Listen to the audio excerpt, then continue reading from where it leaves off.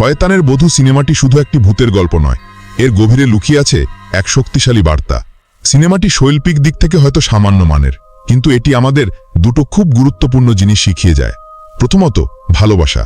আমরা দেখলাম হাজারি দিদির জীবনে যখন ভয়ঙ্করতম বিপদ নেমে আসে, তখন কোনো তান্ত্রিক শক্তি বা মন্ত্র নয়, বরং তার স্বামীর নিঃস্বার্থ ভালোবাসাই তাকে বাঁচিয়ে তোলে।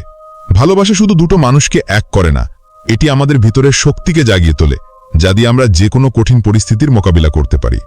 দ্বিতীয়ত, বিশ্বাস। সিনেমার শেষে হাজারি দিদিকে একজন ধার্মিক মানুষ হিসাবে দেখানো হয়েছে। এর মাধ্যমে পরিচালক বোঝাতে চেয়েছেন যে বিশ্বাস, তা সৃষ্টিকর্তার উপর হোক বা নিজের উপর, আমাদের জীবনে একটা নোঙরের মতো কাজ করে। যখন চারিদিকে অন্ধকার নেমে আসে, তখন এই বিশ্বাসই আমাদের পথ দেখায়। এই সিনেমা আমাদের এটাও ভাবায় যে ইন্দোনেশিয়ার মতো দেশে কেন এত হরর ফিল্ম তৈরি হয়। এগুলো শুধু বিনোদনের জন্য নয়, বরং সমাজের গভীরে থাকা বিশ্বাস, সংস্কৃতি এবং ধর্মীয় মূল্যবোধকে মানুষের কাছে পৌঁছে দেওয়ারও একটি মাধ্যম। তো বন্ধুরা, এই সিনেমার সারমর্ম একটাই, আমাদের জীবনেও যখন কোনো শয়তান বা নেতিবাচক শক্তি হানা দেয়, তখন আমাদের সবচেয়ে বড় অস্ত্র হলো আমাদের প্রিয়জনদের ভালোবাসা এবং নিজের বিশ্বাসের উপর অটুট আস্থা।